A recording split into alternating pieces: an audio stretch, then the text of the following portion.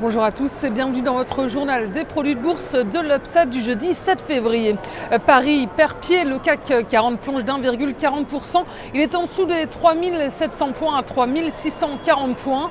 La bourse parisienne a souffert des tensions persistantes entre la France et l'Allemagne sur la monnaie unique. François Hollande juge que l'euro est trop élevé tandis qu'Angela Merkel est persuadée que la devise européenne n'est pas surévaluée. À cela s'ajoutent les différences sur le budget de l'Union européenne et également les tensions sur le marché de la dette. Beaucoup de désaccords donc avant le sommet européen et la réunion de la BCE aujourd'hui. Et puis du côté des valeurs, le secteur bancaire pâtit de ces incertitudes. Crédit Agricole termine en baisse de 3,71%. Société Générale perd 3,54% et BNP Paribas est à moins 2,55%. Le groupe sidérurgique ArcelorMittal s'en sort en revanche. Il grappille 1,02% à la faveur de prévisions optimistes sur l'année en cours. Et si on regarde outre-Atlantique, c'est le rouge qui domine à Wall Street. Les trois indices phares de la bourse de New York reculent en fin de séance. Wall Street est resté en retrait aujourd'hui avec l'Europe. Le regain des tensions en zone euro a jeté un nouveau coup de fouet sur les marchés américains qui restent prudents donc dans le sillage des marchés européens. Et il faut dire donc, comme on l'a dit tout à l'heure, que les désaccords entre la France et l'Allemagne sur l'euro inquiètent les investisseurs. Et tout cela donc à la veille de réunions très attendues par les opérateurs.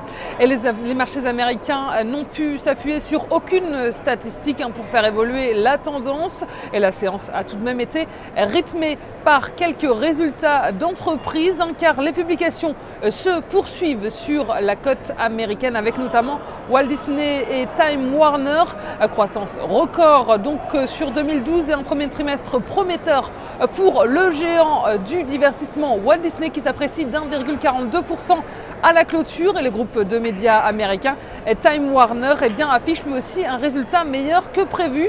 Et les trimestriels de News Corp, le groupe de médias de Rupert Murdoch, étaient attendus hier après bourse. Et puis prudence également aux États-Unis avec la perspective de la reprise des négociations budgétaires américaines qui limitent donc les prises de risque de la part des investisseurs. Du côté des devises, l'euro s'échange à 1,3523 $. Et du côté des matières premières, le pétrole WTI gagne 0,08% à 96,73 $. Et la valeur du jour, c'est aujourd'hui le groupe hôtelier Accor. Graphiquement, le titre s'est extirpé d'une zone de congestion de février 2012 à janvier 2013.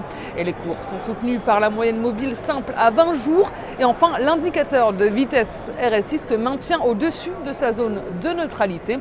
Et la tendance reste haussière au-dessus de 26,55 € avec des objectifs à 32 € et 32,50 €.